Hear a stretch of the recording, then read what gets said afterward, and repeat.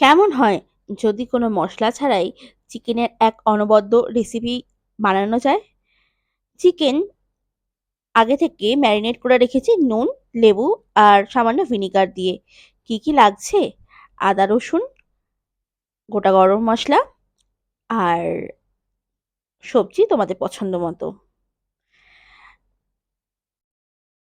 কড়াই গরম করে সামান্য তেলের সাথে বাটার মিশিয়ে গরম করে আদা আর রসুন গুলো ভাজা ভাজা করে নেব। দেব গোটা গরম মসলা, সেগুলো দিয়ে ভালো করে নাড়াচাড়া করে এবার দেব চিকেনগুলো। চিকেনগুলো হালকা ভাজবো। ভাজতে ভাজতে যখন হালকা গোল্ডেন ব্রাউন কালার হবে তখন দেব সবজিগুলো। তোমরা তোমাদের পছন্দ মতো সবজি দিতে পারো। আমি এখানে দিয়েছি পেঁয়াজ। পেঁয়াজটাকে দিয়ে ১ মিনিট মতো নাড়াচাড়া করার পর এবার দেব গাজর। পেঁয়াজের রং কিন্তু ডিপ ব্রাউন হওয়া অবধি অপেক্ষা করব না। যতক্ষণ একটা লাইট ব্রাউন কালার আসবে ততক্ষণ অবধি। এবার দেব গাজর। গাজর দিয়েও বেশ ২-৩ মিনিট মতো নাড়াচাড়া করব।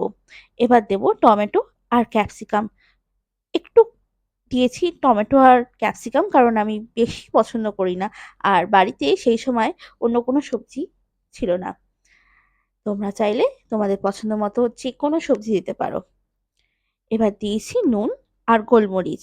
নুন আর গোলমরিচ দেওয়ার পর খানিকক্ষণ নাড়াচাড়া করে দিয়েছি ১ বাটি জল। এই জলটাই হচ্ছে তোমরা তোমাদের মতো করে দেওয়ার মতো। তোমরা চাইলে কর্নফ্লাওয়ার গুলিয়েও দিতে পারো। আমি কর্নফ্লাওয়ার ব্যবহার করিনি। শুধুমাত্র এই স্টকটা নরমালি খেয়েইছি। এখানে দিয়েছি চেরা কাঁচা লঙ্কা। কাঁচা লঙ্কা বাচ্চারা যদি খায় তাদের স্কিপ করতে পারো। কেমন হয়েছে জানাবে। আর কে কে বানাবে সেটাও জানিও। যদি ভালো লেগে থাকে তাহলে আমার চ্যানেলকে লাইক করে দিও, সাবস্ক্রাইব করে দিও আর কারোর সাথে শেয়ার করে দিতে পারো। ধন্যবাদ দেখার জন্য।